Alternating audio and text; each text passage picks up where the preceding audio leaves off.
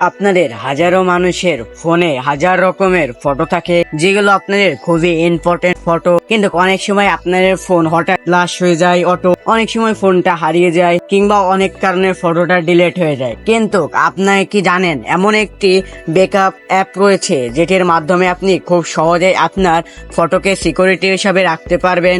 আপনার ফোন হারিয়ে গেলে, ফ্লাশ হয়ে গেলেও শুধু জিমেইলটা মনে থাকলেই আপনার ফোন থেকে আবারও সেই ফটোগুলো আনতে পারবেন। সো কিভাবে, সেই প্রসেসিং নিয়েই আজকের ভিডিওটা। তাই আজকের ভিডিওটা সেও 1 সেকেন্ডও স্কিপ করবেন না। সো বেশি কথা না বলে চলুন আপনাদেরকে স্টেপ বাই স্টেপ দেখিয়ে দিই। তার আগে ছোট্ট একটা রিকোয়েস্ট, আমার ইউটিউব চ্যানেলটা এখন ডাউন হয়ে রয়েছে, সো সবাই একটু সাবস্ক্রাইব করবেন এবং ভিডিওটা না টেনে সম্পূর্ণ দেখতে থাকুন। খুবই গুরুত্বপূর্ণ একটা ভিডিওর টপিক। So let's start. চলে এলাম ফোনের স্ক্রিনে আপনাদেরকে দেখানোর জন্য।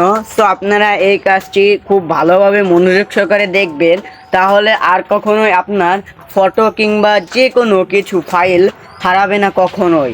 সো আপনাদের যাদের এই অ্যাপটি নাই, তারা আপনারা প্লে স্টোর থেকে নামিয়ে নেবেন।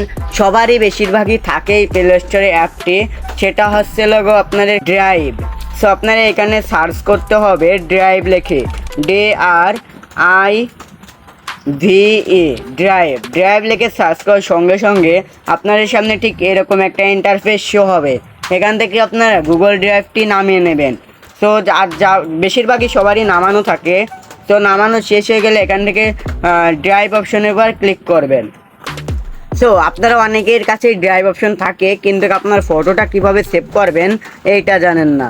তো আপনাদের এইরকম একটা অপশন থাকবে। তো এখান থেকে আপনাদের দেখবেন নিচে লেখা রয়েছে ফাইলস। এই ফাইলস অপশনের পর ক্লিক করবেন। তো ফাইলস অপশনে ক্লিক করার পর আপনারা দেখতে পারবেন একটা প্লাস আইকন। তো এই প্লাস আইকনের পর ক্লিক করবেন। ক্লিক করার পর এখন আপনাদের ঠিক এখানে 6টা অপশন শো করবে। এখান থেকে দেখতে পাবেন ফোল্ডার। এই ফোল্ডার অপশনের পর ক্লিক করবেন। তো এখান থেকে আপনাদের একটা কাজ করতে হবে, এখানে যে কোনো একটা ফোল্ডার দিয়ে নিতে হবে। আমি লিখলাম এ টু জেড লেখার পর এখান থেকে ক্রিয়েট অপশনের পর ক্লিক করলাম। তো দেখতে পাচ্ছেন আমাদের A to Z একটি ফাইল তৈরি হয়ে গেল। সে এখন যে কাজটি করতে হবে, A to Z অপশনের পর ক্লিক করতে হবে। তো ক্লিক করলে দেখতে পাচ্ছেন কোনো প্রকার কোনো ফাইল নাই। সো এখান থেকে আপনারা আবার সেই প্লাস আইকনের পর ক্লিক করতে হবে।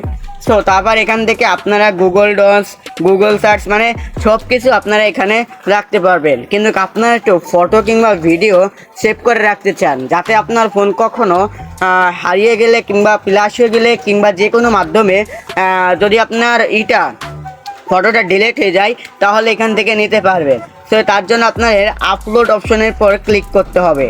তো আমি যেভাবে দেখাচ্ছি আপনারা সেভাবে করবেন। তো এখানে আপলোড শটের ভাষা থাকে, আপনাদের একটা ফাইলের মধ্যে নিয়ে আসবে। তো এখান থেকে আপনাদের ফটো, এখানে গ্যালারি সব কিছু পেয়ে যাবেন। আমি এখান থেকে আমার গ্যালারি অপশনের উপর ক্লিক করছি। তো ক্লিক করার সঙ্গে সঙ্গে আপনাদের ভিডিও, অডিও সব কিছু পেয়ে যাবেন এখানে। তো এখান থেকে ধরেন আমার একটা ফটো, আমি আজকের যে ভিডিওটা থাম্বনেলটা বানিয়েছি, এই থাম্বনেলটি আমি এখানে প্রেজেন্ট করব।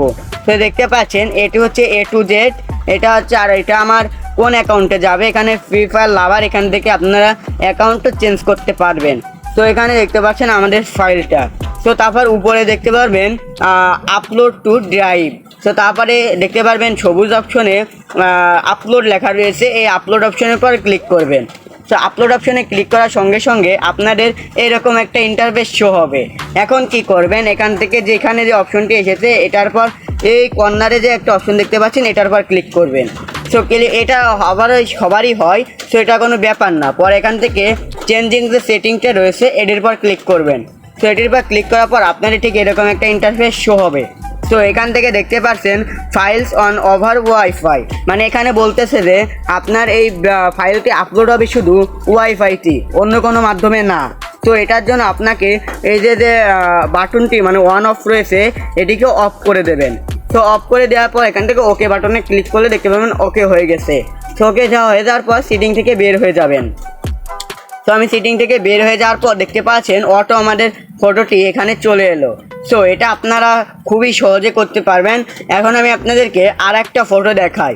আবারও এ টু জেড অপশনে এবার ক্লিক করবেন। এখান থেকে অ্যাডজাস্ট অপশনে আবার ক্লিক করে আপলোড শোতে আবার ক্লিক করবেন। সো আপলোড শোতে আসার পর এখান থেকে আমি আরেকটা ফাইল আপনাদেরকে নিয়ে দেখাই। সো এখান থেকে দেখতে পাচ্ছেন আমি এখান থেকে এই ফটোটা থেকে একটা ফটো আমি এখানে নিয়ে নিচ্ছি।